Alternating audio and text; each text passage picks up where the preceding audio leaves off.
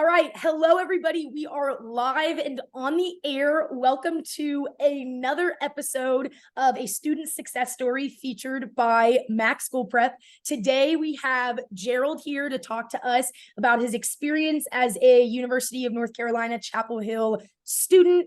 And so I want to go ahead and toss the floor over to Gerald. Tell us who you are, and I want 3 adjectives that you feel kind of encompass just like who you are, and just like take that any direction that you want it to go. But yeah, Gerald, the floor is yours.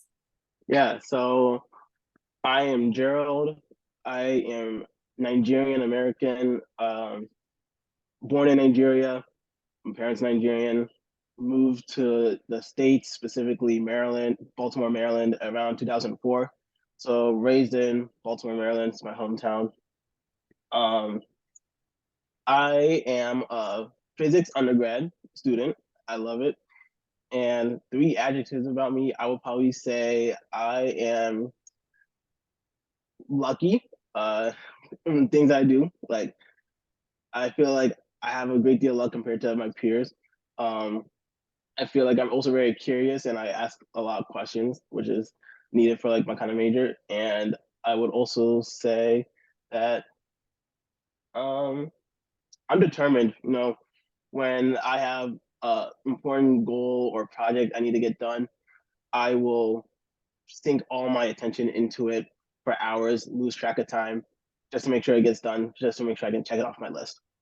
Awesome. Well, those are very respectable qualities, Gerald. And again, I appreciate you being willing to be here with us today. So let's go ahead and dive into your background a little bit as a Nigerian-American. Tell us a little bit about just your, I guess, your familial background, but also something I'm really curious about you spotlighting is maybe some values that you feel that your parents, your household really instilled in you to get you to the point where you are today.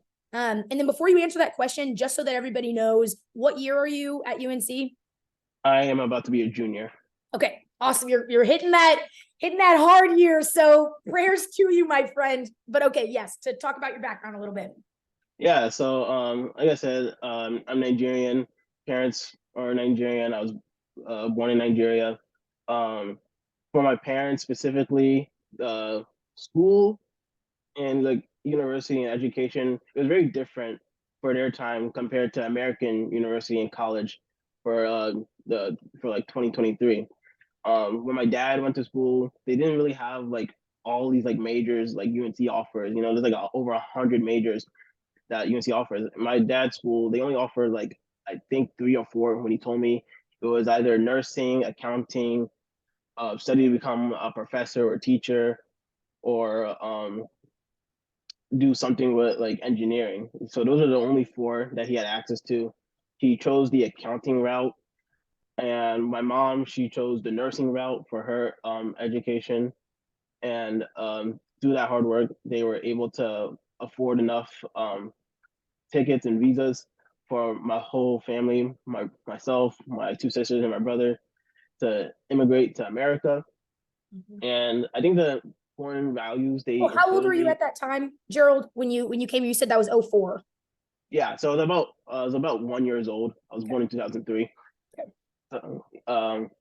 So yeah, I think the important values that they instilled in me from that, one, education does pay off. My dad, when my mom and dad came um, to America, uh, their degree, they had like advanced degrees when you look in the Nigerian education system, but in America, um, it had no way to validate it. So they had to pretty much take all the classes that they did before they did in Nigeria again. So my dad had to go through the motions again, a bachelor's degree, a master's degree, and recently, a few years ago, he actually just got his doctorate in public policy. And my mom, Oh. yeah, and my mom right now, she's a licensed nurse, and she's right now studying to get her doctorate in nurse practitioning. So Wait, Gerald. So they had to, when they came here to America, they had to redo some school to like actually be licensed here. That was the most That difficult sucks. part for them. It did suck because I was like, there was no test to prove that my mom and dad knew what they were doing, that they're Yeah. licensed, that they went through the education system. It was really struggling because like to get like this entry level job, they had to pretty much do school all over again. So um, my dad would like work at a Walmart pretty much part time, while also going to school online, and just so he can get that like very basic entry level job to start providing more amenities for the household.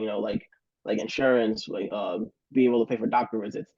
So um, that was the one I feel like the biggest hurdle my parents had, and it pays off. It pays off now because now we're doing comfortably. They're able to help my siblings and I through school. They're able to help pay for my siblings like medical school expenses. So yeah, one of the lessons is that hard work and education pays off. So um, in case anyone thinks like education, yeah, education just really just pays off. Being able to push yourself to like do better, to achieve for higher, pays off. And another thing, another lesson my dad instilled in me was having a routine. Mm. Um, I, the best way he explained it was how a clock like does the same thing every day for 24 hours straight forever, and the only time when it doesn't work is when the batteries just like come like die out. But then once you replace the batteries, the clock starts working again. And he said it, if you have a routine, you get what you need to do done, you do it well, and you can pretty much do it like second nature, like you know it like the back of your hand, to the point where like the only time when like you should stop like working, or when like you're not working properly, is like when you're tired, and that's when you just like take a nap, you do some exercise, read, whatever you need to do to like release stress and to relax. So I really like that metaphor. So I think one of the biggest things that contributed to my success in college is having a set routine. um, I made a routine that's similar to like a 9 to 5 schedule, like a like kind of work. I try to make sure I have like an like a 9 a.m. class. I do it to myself, so like I can get up early in the morning, go to class, finish class by around 3, and then go to work, uh, and then finish studying or doing homework by around 5 or 6. So the rest of the day, I have time to relax, hang out with friends, and go to different events. And I really think that really helps me get everything I need to do in a day done. Yeah, and I think something that's making me think of is when you said that the clock's batteries, like when the batteries go out, the clock is dead, right? And I kind of analogized that to, if we are burning out, we are not able to do our routine to the with the effectiveness that we would like to. And I think you kind of touched on, without me even having to ask, like by you intentionally designing your schedule to be like 9 to 5 grind kind of thing, it sounds like your evenings at school are what's really allowing you to kind of refuel and like put those batteries back in the clock. You can get up the next day and kind of take on the world again. Yeah, and I will be honest. There'll be times where like I don't like completely stick to the 9 to 5. There'll be times where I'm still doing like homework until like 8, 9, even midnight one time, because I I'll be preparing for tests, writing papers, and all that stuff. But I feel like on a good like 90% of the time, I stick to my 9 to 5 clockwork routine, which really helps. Yeah, absolutely. So something I want to kind of backtrack to as it pertains to your family. So I know you said you have a brother and a sister. I have 2 sisters. So two sisters. Are you the youngest? Yes, I am. So tell me a little bit about, how have your sisters, are they both in medical school? Right now, one sister's in medical school. My other sister just took the MCAT and is applying to medical school. Okay, so how do you feel like those, like, do you feel that your sisters have kind of set an example of higher education for you? And if so, how have you kind of utilized what they're doing as an inspiration? And I want to let you know, I guess the source of this question is, in my household, well, I have an older sister who's, 35. So she's quite a bit older than me. In my household, I had a younger brother. And I kind of was the trailblazer to be like, okay, I'm applying to college first in our house. And like, I'm doing these things. And my little brother kind of followed in my footsteps. So do you feel like that was something that happened in your household? And if so, like, how have your siblings been an example for you? Yeah, that's a great question. So my brother's the oldest, and so he was pretty much the first one in the Wait, family. Gerald, I thought you said two sisters. Yeah, I had two sisters and a brother. Oh, okay. I was like, I knew I heard brother. Okay, brother and then two sisters. Okay, Yes, got it. I'm here now. Okay, go ahead. all good. Yeah, so my brother is the oldest, so he was the first one to go to college, and honestly, they didn't. My brother and my parents didn't know how the American college application system worked. All they knew was K through 12 is just regular school, and they were at a loss for like college because, like I said before, American university and Nigerian university are like completely Different. different. Yeah, Mhm. there's like you can do like pretty much you can do like your only limit is your imagination for like what you want to do in life.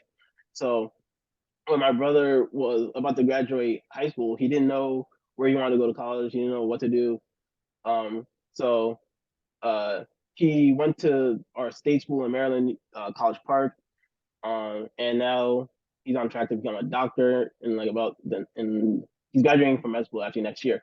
So he was kind of like the I hate to say this, but like when you make pancakes, like the when you try to like make like do the first pancake, like the like kind of messed up pancake, it still ends up all right, but like it could end it could work better. So Okay, fair enough. so he pretty much told my oldest sister what not to do. Don't do the things I do. Apply to college like as early as you can and stuff. Find scholarships as early as you can. Try to find out what you like what classes in school you liked, what your skills are and apply that for what you want to major in. So my older sister got that advice and she was able to use it pretty well. And she got into a school in Pennsylvania. And now she's also going to graduate to become a doctor next year. And I feel like for me, I got the most like advice and most like guidance from my other sister. My, my other sister, we're about like 2 years apart. So when she was in when she was in high school, she was about to graduate. I was about a freshman, so so I was able to kind of like see close hand like how she does in school, what she does in school. Um, I was at when she was like doing all her college stuff. I was able to see what she was doing. So she told me tips for the SAT, what you should do for the SAT, how to study. Send me all the practice tests. Send me good links for her practice test. Um, she told me all the clubs that my high school offered. She said like, I know you like chess, join the chess club. I know you like playing tennis and badminton. You could join this club, all that stuff. Try to join the National Honor Society. So I did. So she was able to like help me navigate through high school. And come my senior year of high school, she was telling me, try to apply to as many colleges as you can. Um, think try to start your college essay as early as you can. Try to think about like who you are as a person, like as an individual, as early as you can. So really, and she was the one who edited my college essays like a bunch, looked at it a bunch. Um, so I pretty much just like verbatim, just like followed her footsteps, like pretty much like completely perfectly as much as I could, because she's like she had like a really good success story in high school, and through her hard work, she was able to get into an Ivy League. So Where's she going? Or where did she go? Columbia, Nice. Okay. she got into Columbia and Duke, which was impressive. Um, so I figured like she got into these really prestigious schools. I should really listen to what she's saying and try to do what she's doing. And I feel like that's what helped me succeed and get into UNC Chapel Hill. Yeah, that is I feel like I can really relate to all of that of trying to pass down the wisdom to my younger brother and kind of set the example of, hey, if I can do something good, like get into Duke and get into these other schools, you can too. And it seems like that was really what happened with you as well. Now, something I want to touch on is it sounds like all three of your siblings are going to be doctors. Your mom's a nurse, you said a nurse practitioner, right? Yeah. So how did your passion for physics kind of, because it seems like you're the black sheep, like a little bit, and that's a good thing. Like you kind of paving your own way, but where did that come from? And what do you have to say to people who are looking to find their own passion, and maybe not succumb to the traditions that have been set by their family? Yeah. I used to want to be like a doctor. I used to want to be like an orthopedist. I think come like 8th grade, and then I took my first biology and chemistry uh, course in high school. I did not like it. You said And then I no. realized, yeah, honestly. And then I was like, well, maybe like let me give it another shot. So I took AP Bio in high school. I hated it even more. So I realized that yeah, like being a doctor is and just being like in medical field is like not for me. I did a bunch of research on like what education doctors need, different types of doctors, and what they do. It's just like yeah, these just don't align with like any of my interests. They don't really align with any of what my skill sets are. So in high school, I took my first physics class, and first my professor, not professor, my teacher, he was amazing. He was charismatic. He was caring. He wanted to make sure we all succeeded and understood the content. So I feel like that's where my passion for physics started, because like I had someone try to like teach me, not just like give me like standardized tests on a subject and like regurgitate information I learned in class, but he actually wanted me to like demonstrate my knowledge. And it was actually like a really fun time because I would just like hang out with friends, just do like physics problems with them, and it just felt like a cool puzzle that I'm just like doing on like my free time versus homework. And I realized that like, well, if I'm finding joy and finding like doing like these like word problems and these puzzles, maybe, and I'm like doing pretty well in the class, maybe like I should look into a career in this, or like get like a higher degree in this, possibly. And then, you know, when I told my parents, you know, I don't want to be a doctor. I don't want to do anything like medical stuff. They're like, oh, what do you want to do? I say, yeah, I want to probably like, get a degree in physics. So like I had like a long conversation about like, yeah, like, you know, degree in physics might not like pay like the 200, 300K as a doctor, but it's like what makes me happy, what I enjoy, um it's what I'm good at. So they were on board. It's like as long as you like it and you think you're good at it, go ahead. Nothing should stop you. And honestly, for people who are a little nervous about like pivoting away from like the family tradition, I say go for it, honestly, because it's your life. Life is too short to be confined in these like boundaries of what you can and can't do. College is the place to explore what you want to do, what you like to do, what you're good at. And if you already have this like set track just because of like a family tradition, then like I feel like that just you kind of ignore like other great parts of college and other great parts of the world, and just like other great parts of just like learning more about yourself. um so once I came to college, I took my first physics class. I got close with my professor. He recommended me to some other professors who were doing some ongoing research. I did some research with I helped with some research with those professors, and I loved it. That pretty much cemented my passion for physics. I felt like I could do this for the rest of my life. I love talking physics to professors, to other students. I love teaching it to my friends who had to take physics for like a gen ed or like our prereq. So I felt like every time I also thought about like if could I see myself without taking another physics class, without doing anything like math related, and I see myself just like completely like removing it from my life. And I said no to all of those. Like I feel like this is my niche. This is what I'm really good at. So that's where I feel like college really cemented my passion for it. And honestly, I'm grateful that I didn't just go onto the traditional path and trying to become a doctor, because I feel like I would have like not see as many parts of myself that like I wouldn't be aware more parts of myself that I know now, if that makes sense.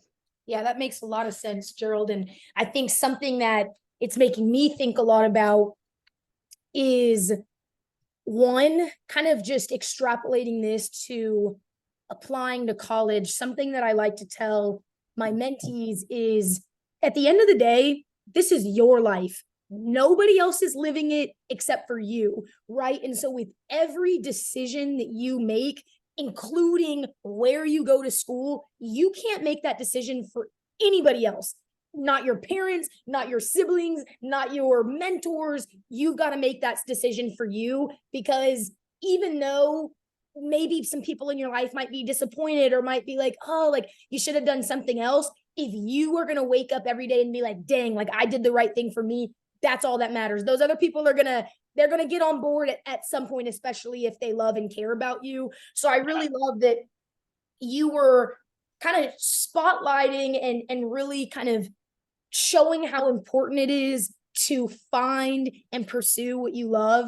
And it's making me think about a lyric from this country song that I really love. And it's, do what you love and call it work, right? Like work does not have to be this thing that we just like don't want to go and do. Like, it's like, it doesn't have to be like, oh, I'm just like, I have this grudge about going into work. It feels burdensome. It feels just like whatever.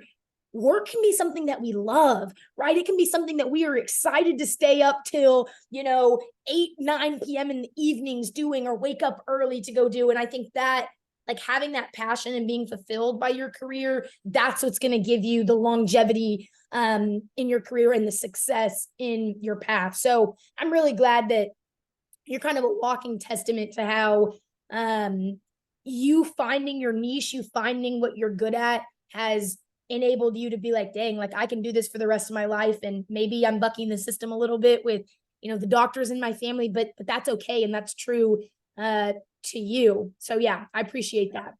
I would also like to add, I like that quote from that country song, because I've heard something similar when I did this like science summer camp like back in middle school.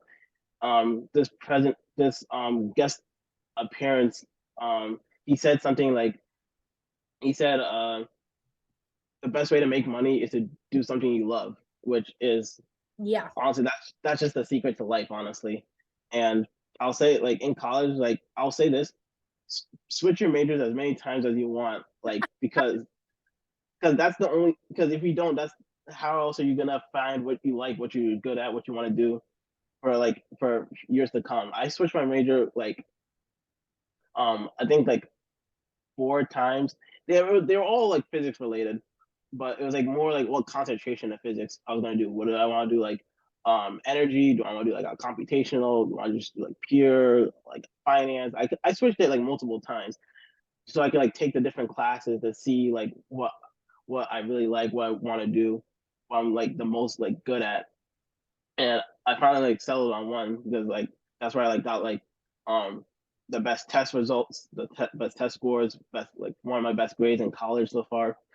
And honestly, I one of the main takeaways, um, explore in college, find your niche, find what you like, find what you're good at, even if other people aren't on board. It's your life. Yep. Yep. Yep. And I think too, this is kind of along the lines of what you're saying is, if you love what you're doing, you will, even if you're not great at it when you start out, because you love it, you will find a way to like lock in and to be good at it, right? And that I think is one of the most unstoppable combinations to success, is doing something that you love, but also doing something that you're like, dang, I'm a boss at this, right? So I think those two things go hand in hand. Something I'm curious about as we kind of move into what your experience has been like at UNC Chapel Hill. One, what are you, I guess, like, what are you foreseeing yourself doing after you graduate in the next couple of years? Are you going to graduate school? Are you looking to like get a PhD in physics? Like, kind of talk to us a little bit about where you see those next steps for yourself. Yeah. So currently, I also should add this. Right now I am double majoring in political science, and I have a minor. I'm going for a minor in data science. Okay. And Oh, that's a lot, Gerald. Those are from a wide variety of backgrounds. Okay. got just exploring, and so far I'm liking what I'm seeing.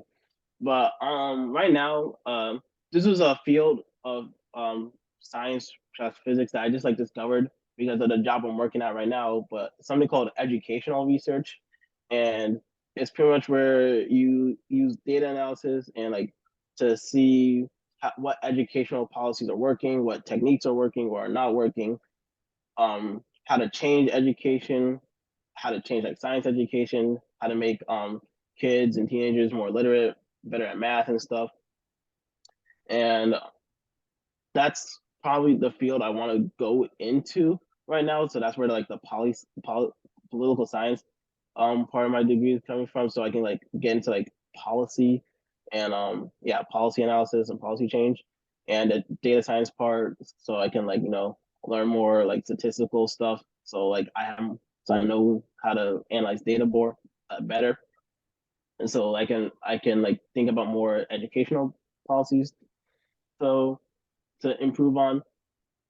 But currently, right now, I believe I don't think I'm gonna get a master's degree or a doctorate degree in physics right now. I do want to go into the workforce like right after college first, so I can get real like work experience, get money.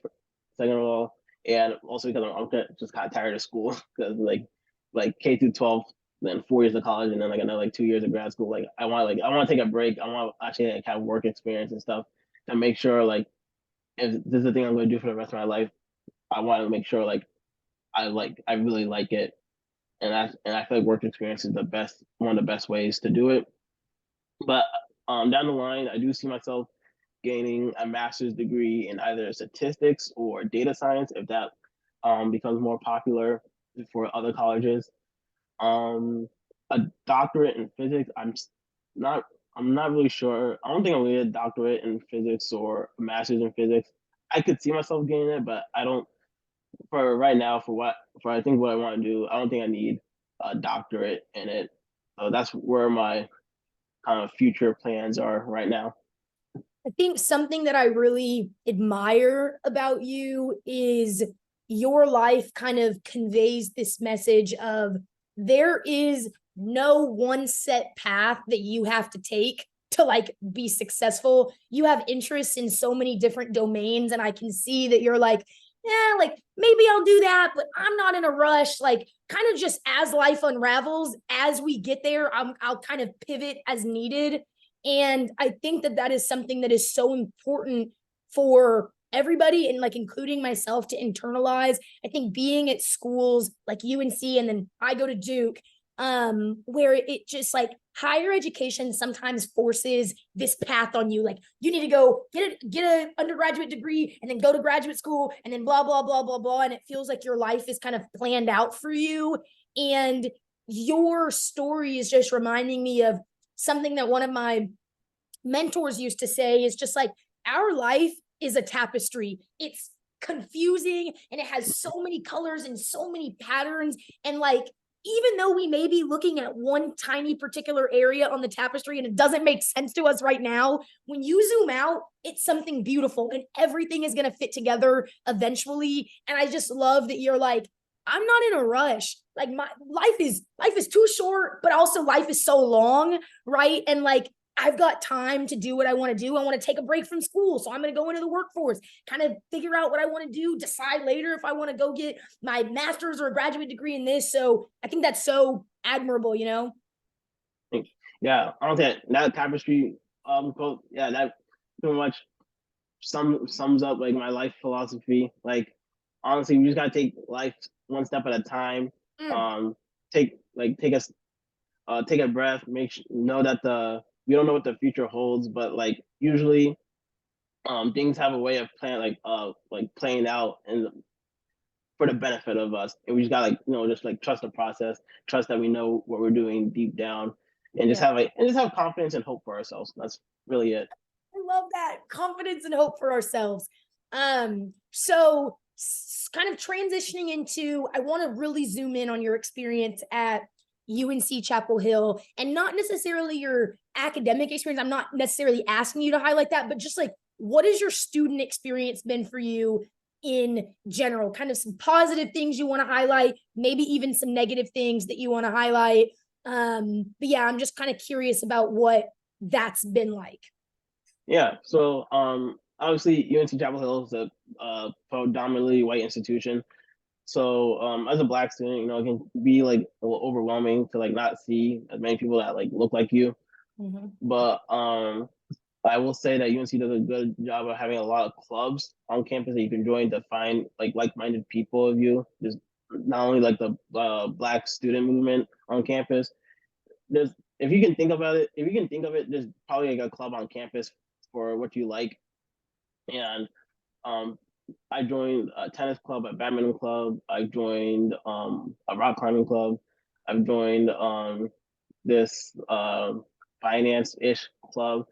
Um, yeah, there's just a lot of clubs that help me meet people. So that's one benefit I like. I also feel like um, once you get to campus, you just like it's just like, an overall positive experience. I feel like everyone's like so friendly, so upbeat. Everyone wants to meet someone. Everyone has like a smile on their face. Everyone has like that Carolina pride, which kind of like binds us together. So I really feel like that's another positive of my college experience so far. Um, so far, trying to think what else. One negative, probably like I would say the food is not the best on campus. Like the dining hall food is probably not like the best. But Chapel Hill is a nice little small community, nice small college town esque vibe, and I feel like there's a lot of cool things to do. Um, a lot of cool nature walks and a lot of cool museums and exhibits. Um, and honestly, it's a really great campus, a really great school. Nothing much else I can say, honestly. Why did you, so you're from Maryland, right? I know you were born in Nigeria, but your family is in the, are they still in the DMV area? Yes.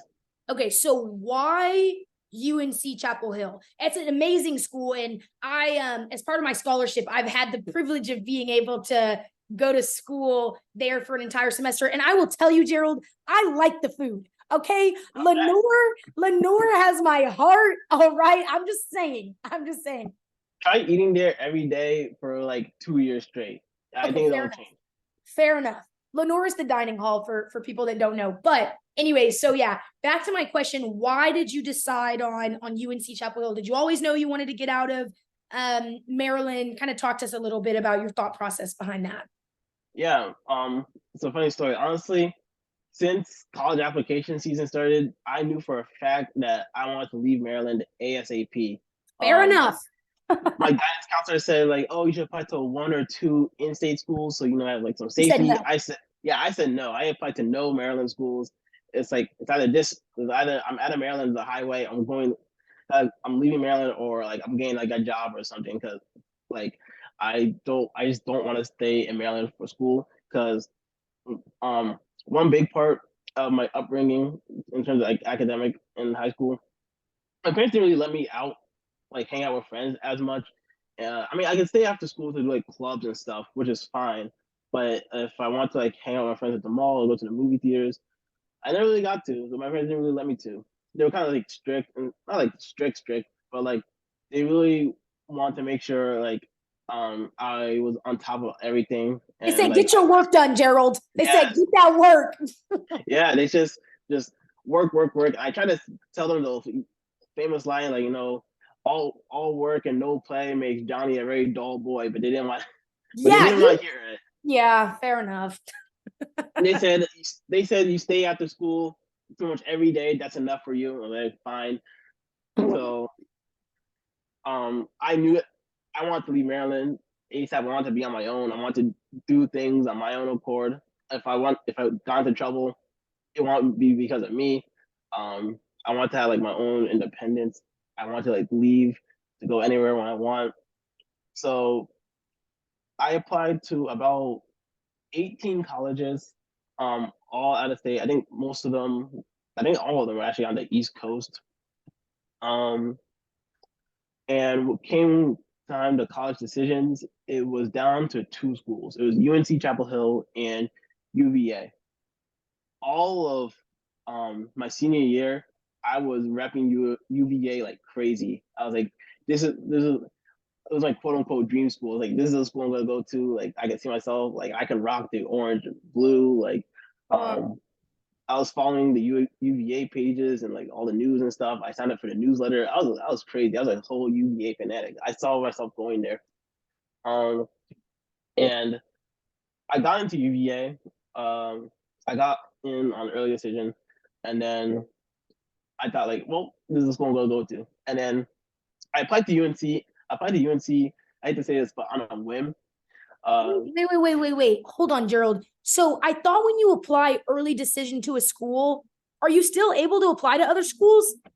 Oh, sorry, not early. Early action. My bad. Okay, because I was like, what has happened? Okay, got it. Okay. It's been so long. I get them mixed up. Okay, no worries. So yeah, I applied early action. I got into UVA early action. Sorry about that. But I applied to UNC kind of on a whim. One of my counselors, my guidance counselors said, "Oh, are there any other schools you want to apply to?" So I was like, "Yeah, maybe a school that's like really good, like research, a pretty big school, big on like sports team, all of that." They're like, "Oh, you're describing UNC Chapel Hill." And I was like, "What is that? You mean NC State?" And I was like, "No, UNC is like a whole different school. It's like probably like the flagship school of North Carolina." So like they gave me I looked up UNC, I looked up the school, I looked up what they're like the most known for. Um they didn't have like the greatest like physics department, but they have like really good like research and internship ties for like different like companies and like different like people, a lot of people doing research. So in case I do want to do, in case I want to do research for physics. So I was like, well, this is a pretty cool school, and it has pretty much everything I'm looking for. It's like this school is more or less like exactly like UVA, except just like in a different state, in different colors. So I was like, yeah, let me apply to UNC. I applied, I got in, and then uh, two things happened. One, I got a bigger financial aid package from UNC, so that made the offer even more tempting. And two, uh, I just talked to a bunch of UNC students saying like, what do you like most? What do you like? What do you like most about the school? What do you not like most about the school? Um, Honestly, their pros were heavily outweighing the cons, and like the cons really didn't even like matter to me like as like a person for myself. Um, I mean like the cons for them were like cons for me, if that makes sense. Their cons were like more specific to them. Um, like one of them was like the parking, like UNC just doesn't have good parking. Well, like I'm not bringing a car on campus, so like that's not really like a bad thing for me. So I just looked more. I looked at all the classes UNC had to offer. It's like these classes are really interesting. These first year seminars, classes that like freshmen are usually encouraged to take are really cool. They have like super cool like modern topics. And I'm like, um, and it's like in a different state. It was like in North Carolina. Like I've been to Virginia before, like because like, it's the whole DMV area. So I'm like, this is like really like out of like my comfort zone. Like this will be like a whole like another state down. And I'm like, UNC like being like really being like a really tempting offer. And then my siblings talking like, well, everything UVA has to offer, UNC offers, but at a cheaper price. So I decided like, yep, I think UNC is my school. So yeah, that's how I chose UNC. I think that's a really nice story. And there are like so many thoughts I have bouncing around in my head that I want to comment on. One is I think this goes back to your story again, relating to the whole tapestry idea of you, Gerald, I feel like are very, from what I can tell, gifted at flexibility and adaptability. Like you were like, man, I am gung ho UVA, like rock that orange, like whatever. And then you were like, okay, like sure, I'll apply to UNC, and you were open-minded about that, and your life has taken you in a whole new direction, and you discovered a passion for physics and like all this stuff. And so I think I really want that to be something that other people watching this take away, is like flexibility and like being willing to pivot and change course can have such positive consequences. And so I'm really glad that your story showcased that once again.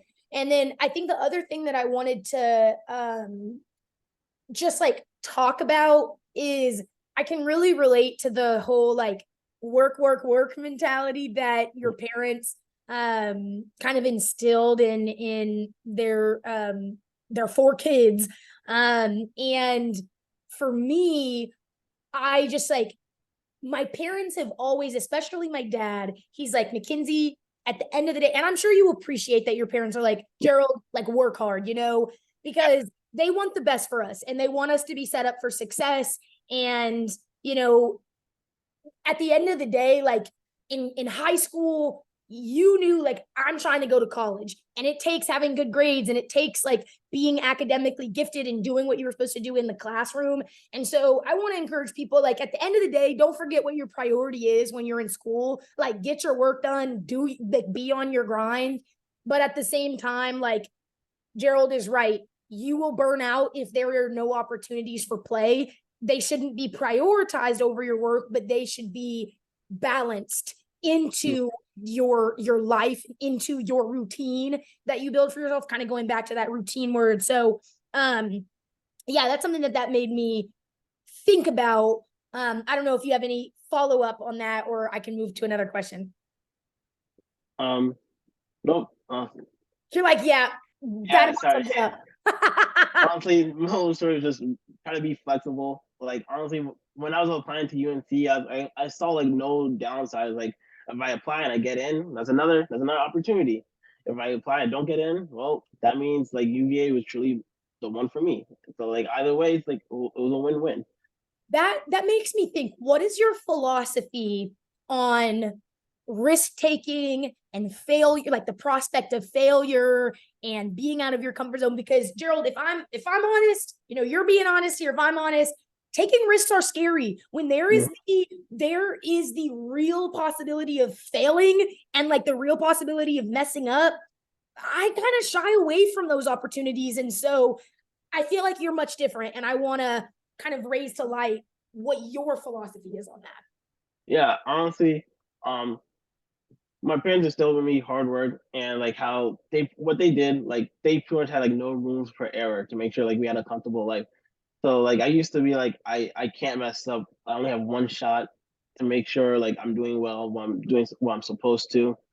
Well, honestly, that's just like more damaging. Um, when I think about risk taking and success and failure, I think of this quote, just like what in Thomas Edison when he inventing the light bulb, he said, "I did not fail. I just found 10,000 ways that did not work." And honestly, that just like speaks to me because we are not perfect. We will at some point we will fail, but to be honest, like we're the only ones who like will notice our failure and will take it and will really truly be affected by it. And that's a good thing because that means like we can pivot. We know what didn't work. We know what we should have done, like the hindsight, and we can use that as a building block for success later in life. Um, for me, I'm a big fan of taking risks, taking chances, living life because like life is again like I said, I am a big like um fan of saying like life is short. You don't have time to like overthink and to like shy away from like risk and chances because you never know like how those will play out in the end. And also like as a person studying science, studying physics, like I don't get the answer. I don't get like the correct answer like 100% of the time. It's more like I get the correct answer like the first time, like probably like 50% of the time. Honestly, it's all about just like having the right mindset to tackle those challenges. It goes if you have the right mindset to tackle those challenges, that builds on improving yourself even more. If you have the right mindset to go into something hard or risky, and knowing that you have a chance of failing, you also know you can build upon that and know um, you're a risk taker. I mean, if you're a risk taker, you are determined. If you're determined, you get hard work. You're motivated, and if you're motivated, you can do whatever you want to do in life to the point where you're so far in what you want to do. That failure is just like minuscule. It just doesn't matter anymore. So honestly, I will say take as many risks, take it take as many risks, take as many chances, take as many opportunities you want, because in the long term, those failures define us. Those failures honestly define us because like um if we like shied away from everything and we got like everything right and stuff, and everything perfect, then life will be just like boring, because then you won't have anything to learn from. You won't have anything to speak about your experience to other people who are in your similar boat as you. So honestly, try to take as many risks as possible. I'm not saying like jump off a cliff without like a parachute or something, but like um, just Calculated like risks. yeah, calculate risk. Just if you know what you're getting into, sometimes you gotta say, well, I might as well and just do it, because you never know what's gonna happen on the opposite end. Yeah. That's That's inspiring, Gerald. I needed to hear that today. I needed to hear that I need to be better about just taking risks and being like, hey, the payoff could be great. So yeah, I appreciate you sharing that. I think as we wind it down, with 5 to 10 more minutes left of chatting, something that I wanted to ask you about is, have you felt that you've had any internally inflicted kind of pressures while you've been in school, like something that like you kind of struggle with? Maybe it's imposter syndrome or like self-doubt or whatever. Have you found that you've wrestled with that at all in college? Yeah, I definitely had imposter syndrome multiple times. Tell us what Uh, that is. Define that for us, just so we're all on the same yeah, page. yeah. Imposter syndrome is when you feel like you don't belong in somewhere where you do belong. It's when you compare yourself to other people, you compare your success, your failure to other people, and say, "Wow, I am not where I'm supposed to. I am not where at the level where I'm supposed to be. I am inferior to these other people. I don't belong." And honestly, I feel like a lot of college students in the first year will experience imposter syndrome, because whether it's like you're like the like top student in your high school, and now like you're in a school with a bunch of smart kids now, or smart people, or you were really good at some subject, but now you're in a college level setting, and now the subject seems more complicated. So now, like, a little uneasy. I feel like a lot of us experience imposter syndrome. I've experienced imposter syndrome because when I took my first physics class, it's a prerequisite for a bunch of other classes. I know psych majors have to take it. Biomedical engineering students have to take it. Sometimes the old computer science major path had to take it.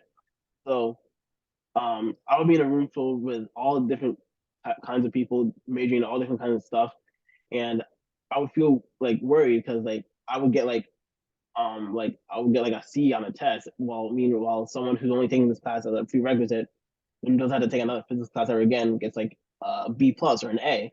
So I'm like, wait, this is my major. I'm supposed to be really good at this. Why am I getting this grade, and they got this grade when they don't have to take this? They don't have to take another physics class again. That again, my own head is like, well, if I'm getting like a C on this test, and like the most like basic class, I'm gonna do horrible in the rest of my college career. And honestly, um, I've experienced imposter syndrome multiple times, especially for like STEM and like math classes, because like it's it's natural for us like to compare ourselves to other students, because we know we're in the same school, we might even be studying the same thing. But honestly, with imposter syndrome, like the only cure for imposter syndrome is just like believing in yourself, and just like being able to like talk to someone who gets it, and to like reassure that you belong here. Um, I had imposter syndrome when I took my electricity and magnetism class. That's pretty much the second physics class I had to take as a physics major. And honestly, I was like really doing not that well in that class, because like um I'm just like really bad with like E&M stuff. So, like it just never really clicks for me. Wait, what's So E&M? electricity and magnetism. So it just like never really clicked for me. So I felt like I had like imposter syndrome. So I was like, wait, why am I like why am I in this class? Like why am I even majoring in this? Like what should I do? Like what can I do? Like I even thought about dropping the major, dropping the class, just like calling it like quits. But honestly, like you I feel, having imposter syndrome like is like bad, but like if you I morphed it to I moved into the mindset knowing that like this is important. It made it like a stress trigger. It made it like I was like, all right, if I'm stressing out about this, that means like this is really important for me, and this is really important for me. I want to do well in it. And I want to do well in it. I need to put in more hard work, more determination, more motivation. Um, and if I have to put in more hard work, there's nothing wrong with putting hard work because like that means I'll like feel better about the grade I receive in the end because I put all my like 100% effort into it. So once I talked to one of my professors and one of my advisors saying about how I felt, they said like you belong here. Like everyone got into UNC because of their merits, because of their academic merits, because of who they are as a person. Don't let yourself think that you don't belong here. Because yeah, don't let yourself believe that you don't belong here. You belong here. So I kept telling myself I belong here. I belong here. Just put 100% effort in, and you will see results. And I did. So just coming back to just like having confidence and hope in yourself to know that like you belong. You're not an imposter, and you don't compare yourself to others because others aren't they're not comparing themselves to you. So why are you putting on that extra stress on yourself? Absolutely. And I think that comparison thing goes back to like our tapestry thing that we talked about earlier. What's the point of comparing two tapestries that don't even look alike? Like Right. your tapestry is completely different colors and patterns and intricacies than mine. So like there is no plane for comparison. So I think that that's a really important point that you brought up. I love that you keep emphasizing this idea of having that confidence and hope in yourself. And sometimes you got to fake it till you make it. Like mindset is sometimes about just like convincing yourself and like each day reciting that to yourself until one day you come to believe it. Right. So I think that that's a really great point. And then the other thing I was going to say is I kind of live by the philosophy that there is nothing that hard work cannot fix, right? Like Yeah. you and I may be talented at very different things, and I may have to put in twice, three times as much work at physics than you, but like it is possible for us to both be successful in that field, right? And so if you can find in yourself that it is something that you care about and it is something that you like want to be good at, it comes like 50, I would want to say like over 50% of it is the desire to be good at it, and then the rest is just like, okay, let me put this into action. So I think that those are great points. I have two more questions for you. One is, have you been able to find like either Nigerian, like, because I know you talked about BS, like Black Student Alliance and like being in Black spaces, but have you found something specific to like your Nigerian culture? Has that been something that you've like intentionally sought out or not necessarily? And if so, like, how has that community been impactful for you? Yeah. So I've met other Nigerians on campus. One of my suite mates from last year was actually Nigerian. And he's a really good friend of mine now. I try my best to go to Nollywood themed events and parties and stuff. Um, I I'm sad to say I still haven't found my designated like Nigerian group of friends and community. I'm still searching. Um, hopefully I find it, You got two more but years. You got two more yeah, years. 2 years. Hopefully I find it. Um, I'm still looking, actively looking every time, but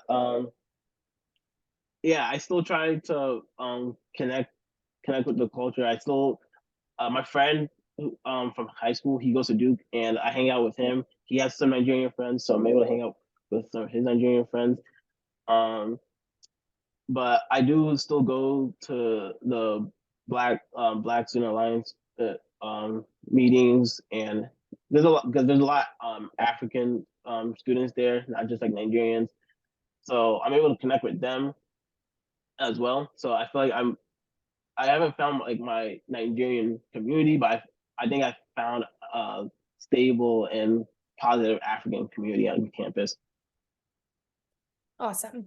And I think like something that I hope that other people, whether it's, you're searching for African community or a specific type of, in your case, Nigerian, or just like Black community, don't give up hope. Like, I think that that's also a very important theme of your life, is like, have hope for your future, and you're still looking and you're still actively searching, and you're like, hey, I got 2 more years. Like I might actually find, people that I really, really click with and that I feel like I can identify with and who can relate to me as well. So I appreciate that and admire that.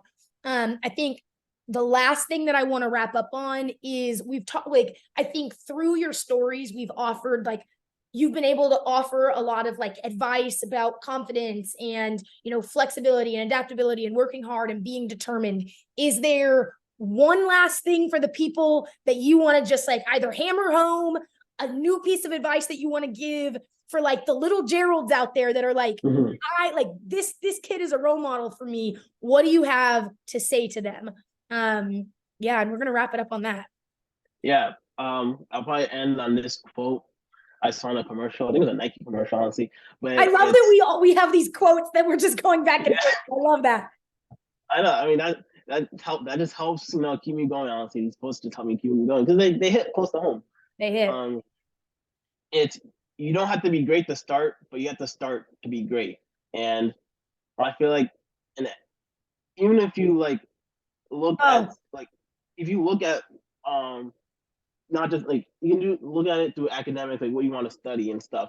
Like, you don't have to, but if you have an interest in it, you don't have to be like a mathematician. You don't have to be like the next Albert Einstein. You don't have to be like the next Mozart if you want to study music. But you do have to start and like take your leap of faith towards it, if you want to like do well in it, if you want to like be proud of what you do and be great at it. So I guess that also plays onto the role of just like taking risks, taking chances, never being afraid just to like get out of your comfort zone. Because if you don't, you'll never see like our true potentials. And I feel like that's all I gotta say. I feel like that can be applied to as many scenarios as you can think of. Just take a leap of faith, honestly. Awesome. Gerald, I'm beaming right now. This is why I love doing these interviews, because I just feel so lit up, so inspired. And I've just, like, it has been an absolute pleasure for me to get to talk to you, to hear your story. I appreciate you being willing to be open and vulnerable and just share honestly and truthfully. And I am hoping that other people find just as much value in hearing about you and from you as I have. So thank you, Gerald. Thank you. It was a great interview. Thank you. Awesome. Talk soon. Yeah. All right.